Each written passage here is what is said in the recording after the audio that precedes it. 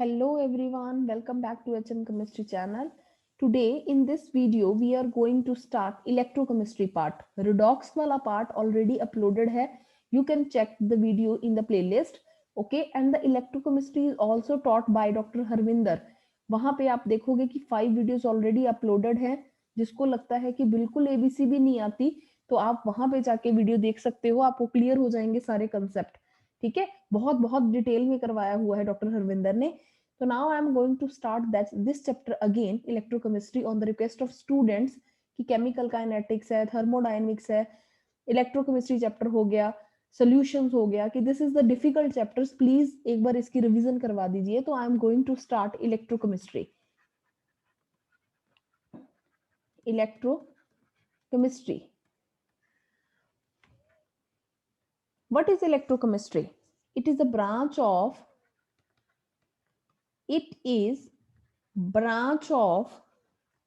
chemistry which deals with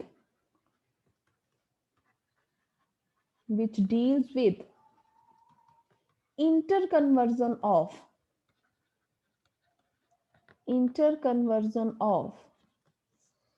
chemical energy and electrical energy. ऐसी branch chemistry की जो chemical energy को electrical में चेंज करे या इलेक्ट्रिकल एनर्जी को केमिकल एनर्जी में चेंज करे, तो that branch is known as electrochemistry.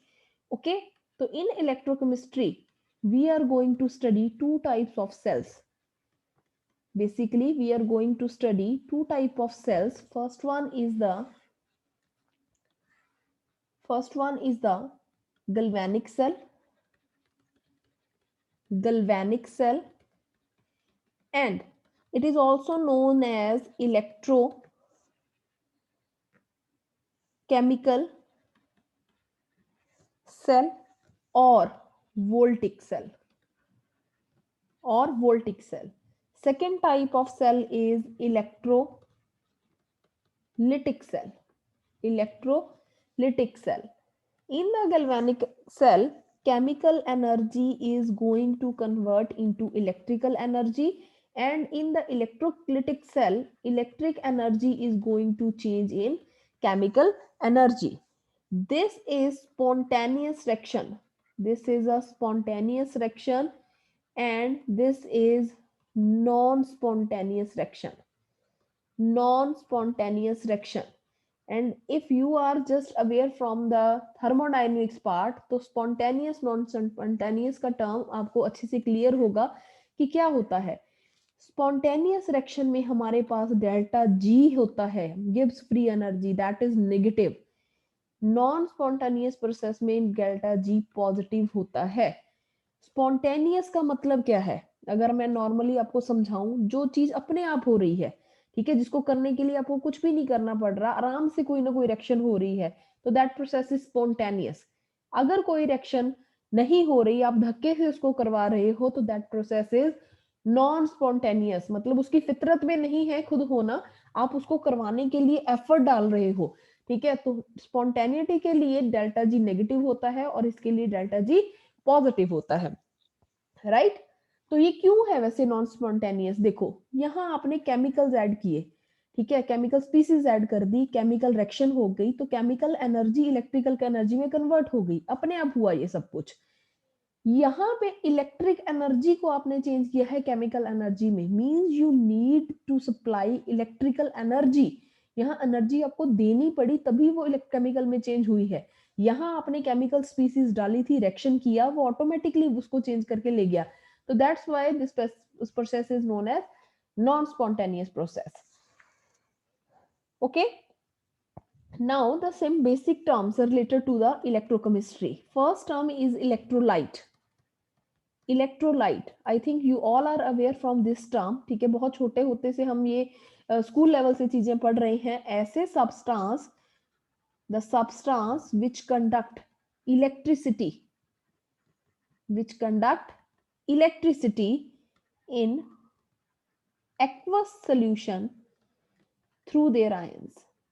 अपने आयंस की वजह से अगर कोई चीज एक्वस सॉल्यूशन में इलेक्ट्रिसिटी कंडक्ट करे तो उसको इलेक्ट्रोलाइट बोलते हैं. Electrolyte. Okay, The substance that conduct electricity in aqueous solution through ions is known as electrolyte. और इलेक्ट्रोलाइट के आगे हमारे पास दो टाइप्स होते हैं. First one is the strong electrolyte, and second one is known as weak electrolyte.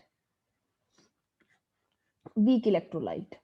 Strong as the name indicate, ठीक है, strong है तो ये कंप्लीटली आयनाइजेबल होते हैं. They are completely ionisable. हमने पढ़ा कि जो चीज आयंस में कन्वर्ट होके इलेक्ट्रिसिटी को कंडक्ट करे, तो आयंस की बात हो रही है, तो इट इज 100% आयनाइजेबल. मतलब आपने कोई चीज ली, सपोज NaCl लिया, वो टूट गया Na पॉजिटिव और Cl में. जितना आपने लिया था वो 100 का 100% इसमें टूट गया. ऐसी कोई स्पीसीज है जो 100 का 100% आयंस में कन्वर्ट हो जाए, that is known as strong electrolyte. और जो इनकम्प्लीट आयनाइजेबल हो, दैट इनकम्प्लीट आयोनाइजेबल, तो उसको बोलते हैं वीक इलेक्ट्रोलाइट. वीक इलेक्ट्रोलाइट, ठीक है. अगर हमारे पास स्ट्रॉन्ग इलेक्ट्रोलाइट है तो अल्फा 1 होता है degree of dissociation. Degree of dissociation किस एक्सटेंट से वो टूटता है, किस डिग्री तक वो टूट सकता है, तो यहाँ पे 1 होती है. And in this degree of dissociation is always less than 1. Okay, now the next part is conductor. What is conductor? Conductor allow electric current to pass through them. ऐसे सब्सटेंस जो अपने में से इलेक्ट्रिक करंट को पास करते हैं through them is known as conductor.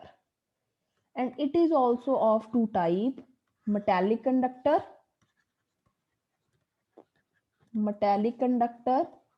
and electrical conductor. Electrolytic conductor. There are two types of conductors. First one is the metallic conductor and second one is known as electrolytic conductor. Okay, तो यहाँ पे आपने देखो metallic, metal की बात हो रही है, तो जो चार्ज कैरियर हैं, charge carrier are electrons. Electron यहाँ पे चार्ज को एक जगह से दूसरी जगह तक लेके जा रहे हैं और इन्हीं की वजह से हमारे पास कंडक्टेंस होती है. ओके, इलेक्ट्रोलिटिक कंडक्टर में हमारे पास जो चार्ज है, चार्ज कैरियर्स आर आयंस. यहाँ पे आयंस की वजह से हमारे पास कंडक्टेंस होती है. तो दोनों चीजों का बहुत फर्क है, ध्यान रखना. मेटेलिक कंडक्टर में कोई भी मेटल होगी, जैसे कॉपर हो गया, Ag, Fe, Al, these are the examples of metallic conductor. And in electrolytic conductor you can take salt, strong acids, strong bases. Okay, these act as electrolytic conductors. Clear? Chalo. Now the next part is the various terms which is related to the conductance. Conductance के साथ मिलती जुलती कौन कौन सी terms हमारे पास हैं, ठीक है. First one is the Ohm law. Ohm law क्या होता है? Ohm law. Ohm law क्या state करता है? It states that the current, I is the current. The current flows through a conductor at a given temperature. It is directly proportional to V, potential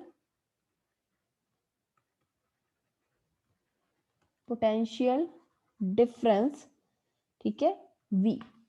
कहता है कि किसी भी conductor में से जो इलेक्ट्रिक करंट फ्लो कर रहा है, that is directly proportional to V. And if you remove the sign of proportionality, we place R here and I is equal to V upon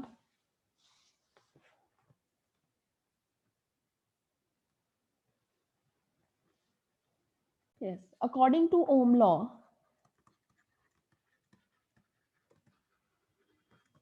the current flowing through a conductor is directly proportional to potential difference.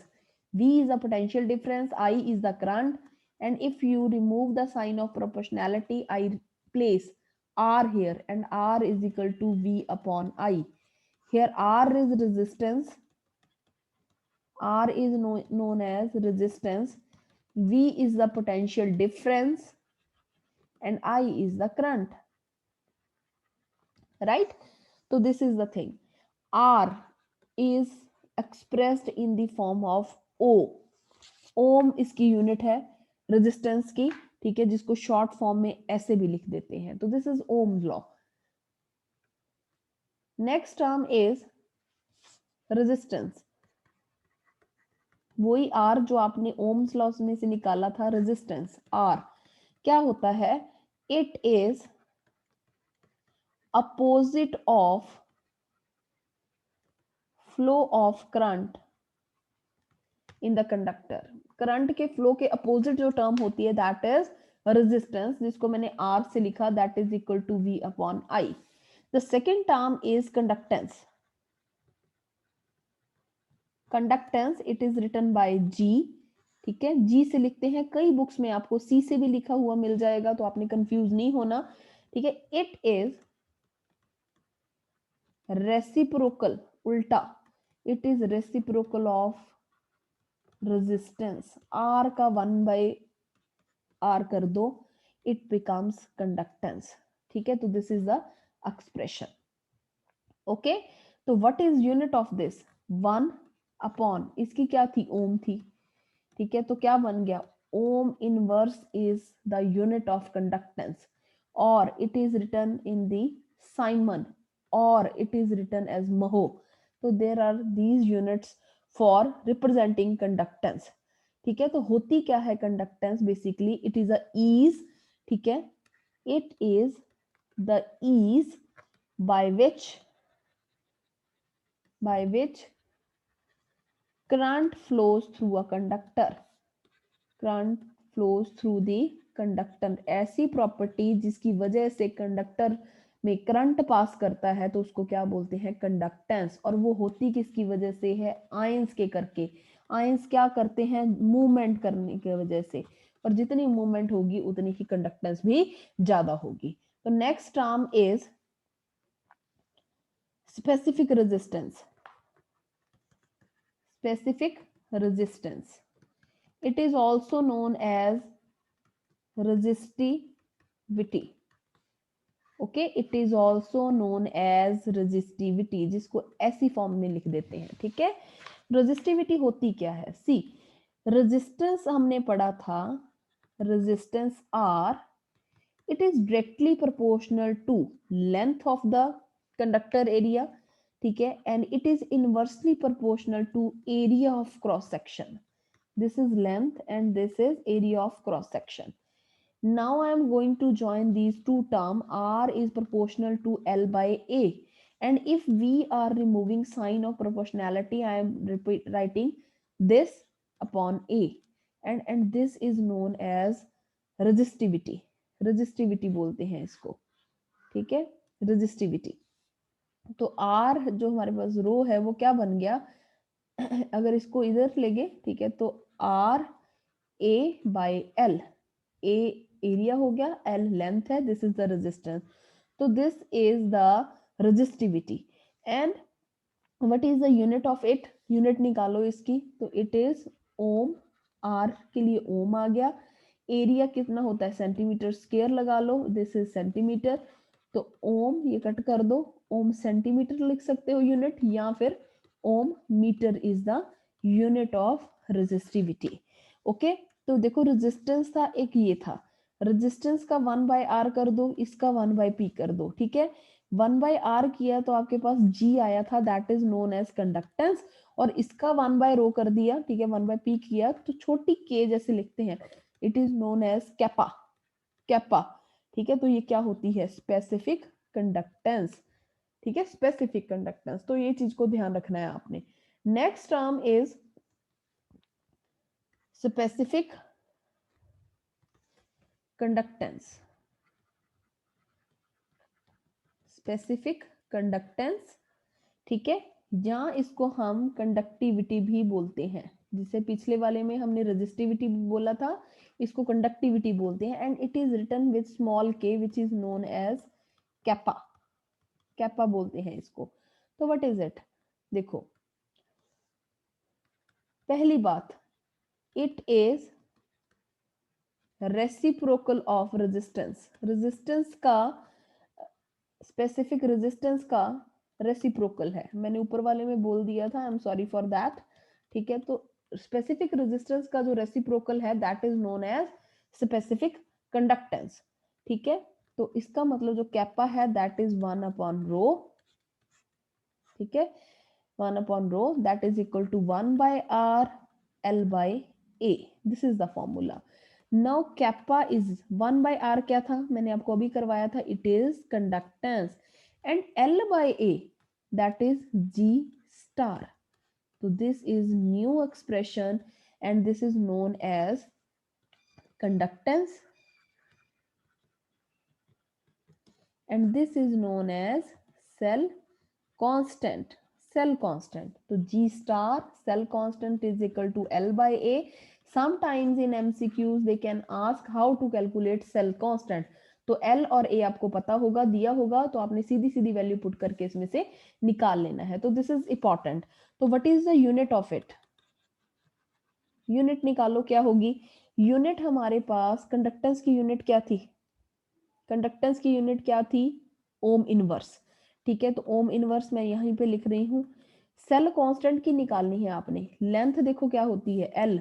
L अगर मान लो centimetre में है, area centimetre square में है, तो यहाँ से हमारे पास जो यूनिट बनेगी ओम इनवर्स सेंटीमीटर माइनस 1, या फिर ओम इनवर्स, या फिर मीटर माइनस 1। तो this is the unit of specific conductance. Now I am going to tell you what is equivalent conductance.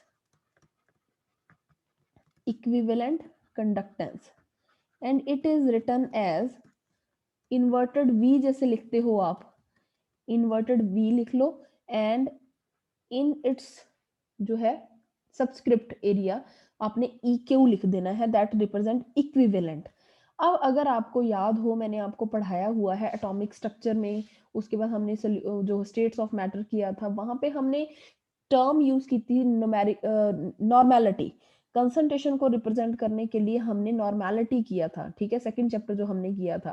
तो नॉर्मेलिटी क्या होता है? नॉर्मेलिटी हम देखते हैं कि it is the equivalent weight होता है उसमें। ठीक है ना, तो इक्विवेलेंट वेट से ही वो इक्विवेलेंट वर्ड हमने यहाँ कंडक्टेंस में डाल दिया। तो it is conducting power of all the ions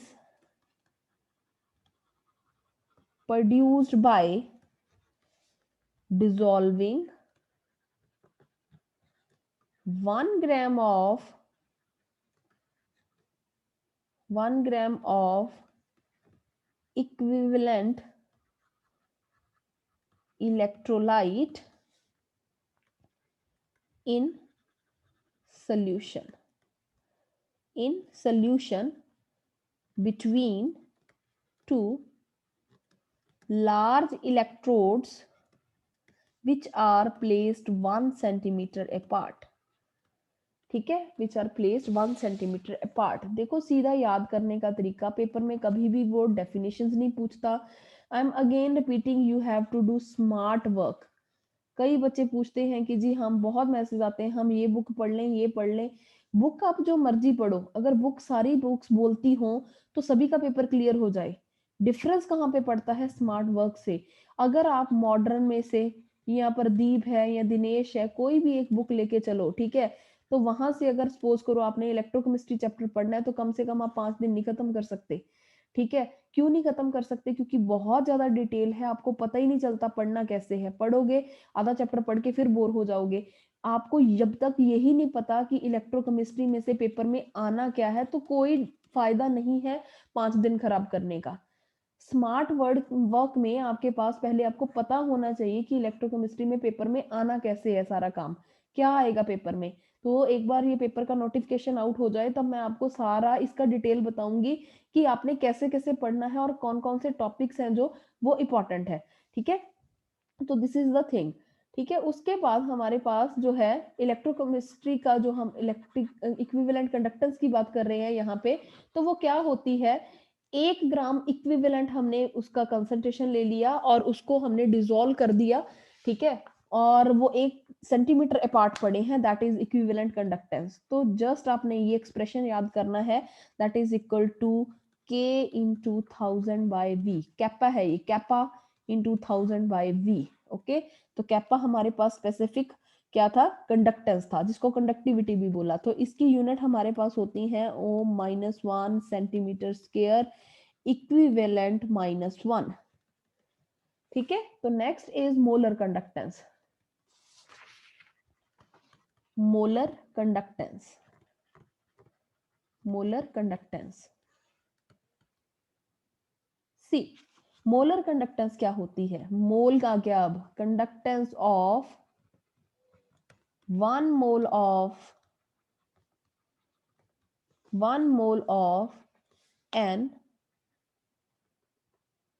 1 mole of electrolyte is known as molar conductance। 1 mole electrolyte की जो कंडक्टेंस होती है उसको आप मोलर कंडक्टेंस बोलते हो, ठीक है? और that is equal to, it is also written by the inverted V and उसके पैर में आपने M लिख देना है, दैट इज इक्वल टू कैपा इनटू 1000।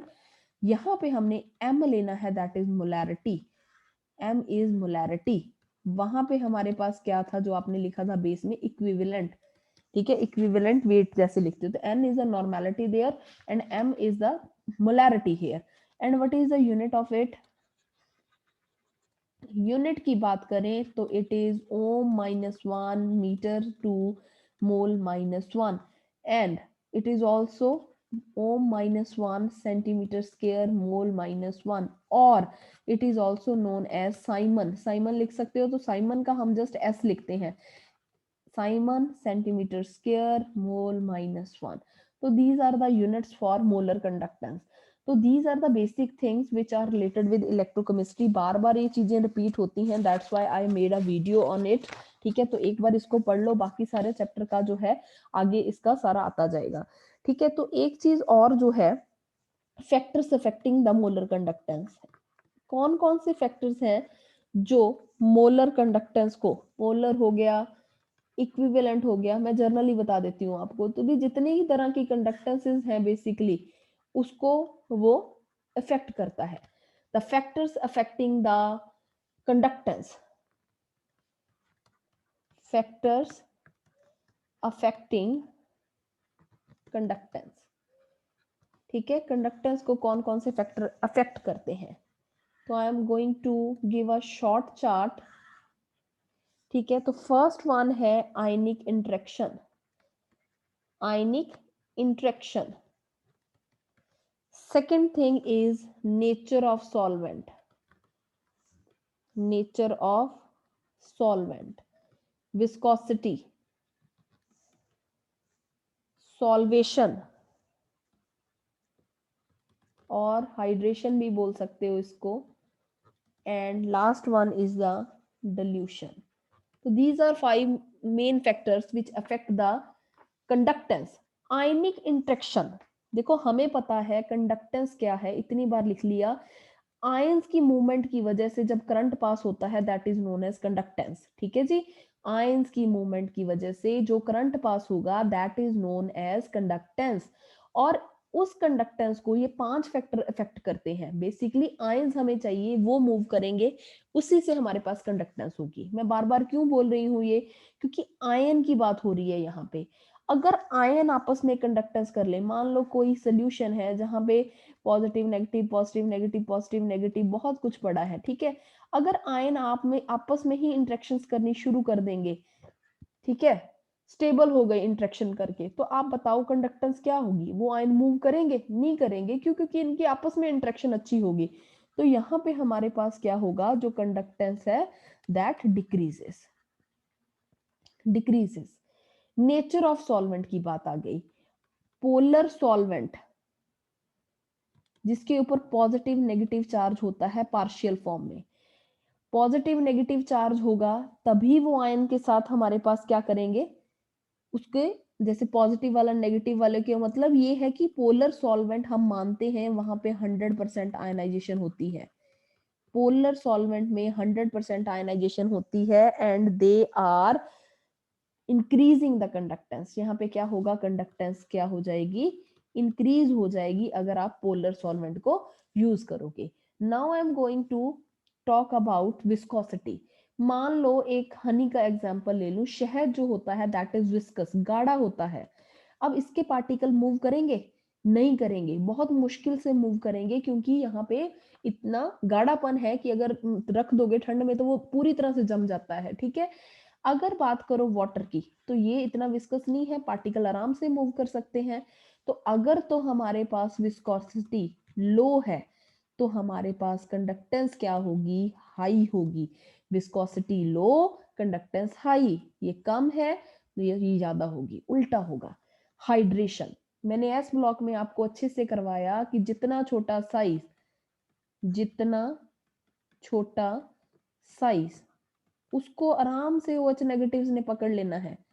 जितना छोटा साइज OH नेगेटिव क्या करते हैं, उसको पकड़ के काबू कर लेते हैं। मतलब जितना छोटा पार्टिकल है उसने इसको पकड़ लिया और उतनी ही ज्यादा हाइड्रेशन हो गई, उतनी ही ज्यादा हाइड्रेशन हो गई। अब जब ये हाइड्रेशन में आयंस चले गए, सपोज करो लिथियम पॉजिटिव है, बहुत छोटा है, सभी ने इसको पकड़ लिया, तो ये तो इसके साथ हाइड्रेट हो गया, ठीक है। तो अब ये मूव थोड़ा ना करेगा, क्यों, क्योंकि ये तो बिल्कुल इसके साथ हाइड्रेशन होके स्टेबल फॉर्म में चला गया, ठीक है। तो इट मीन जितना छोटा साइज होगा वो क्या करेंगे, इजीली हाइड्रेट करेंगे, हाइड्रेशन एनर्जी उनकी ज्यादा होगी और उस केस में जो कंडक्टेंस है वो कम हो जाएगी, आयंस की मूवमेंट की जो है प्रॉपर्टी वो कम हो जाती है। डिल्यूशन का केस, अगर आप डिल्यूशन करते हो, अगर कोई चीज बहुत ज्यादा स्ट्रांग है, उसमें आपने पानी डाल दिया, डिल्यूट कर दिया, कंसंट्रेशन को कम कर दिया, तो यहाँ पे क्या होगा, एज डिल्यूशन इंक्रीजेस कंडक्टेंस भी इंक्रीज करती है, ठीक है। एक छोटा सा एग्जांपल देखो, ठीक है, although this is not related to this but आपको समझ आ जाएगी। मैंने हनी लिया था, ठीक है, मैंने बोला था वो बहुत गाढ़ा है, आपने क्या किया, थोड़ा सा हनी ले लिया, बीच में पानी डाल दिया, उसको हिला लिया अच्छे से, उसका सोल्यूशन सा बना लिया। अब आप खुद बताओ कि अब उसमें मूवमेंट इजी होगी ना उसकी। कहीं तो एक डिब्बी पूरी हनी की लेके आप कोशिश कर रहे थे कि उनके पार्टिकल्स मूव करें, कहीं आपने सिर्फ उसमें से 4 या 5 ml हनी निकाला, उसको आधे गिलास पानी में डाला, हिला दिया अच्छे से, तो अब उसके पार्टिकल अच्छे से मूव कर पाएंगे। क्यों, क्योंकि वो पहले कंसंट्रेटेड फॉर्म में था जो मूव नहीं कर रहा था। अब इसको आपने क्या कर दिया, डिल्यूट कर दिया, अब पार्टिकल मूव्स कर सकते हैं और कंडक्टेंस भी इंक्रीज होगी। तो this is the factors of conductance, ठीक है, जिसकी वजह से कंडक्टेंस हमारी ऑल्टर होती है। तो this is very very important, ठीक है, तो आपने याद रखना है, this is very very important. अगर आपको वीडियो अच्छी लगी, ठीक है, तो खुश होके क्या करके जाओगे, प्लीज लाइक करिए, शेयर करिए, so that everyone get benefit for this coaching, and subscribe करिए चैनल को अगर आप इस चैनल पे न्यू है, ठीक है जी। Thank you so much for watching.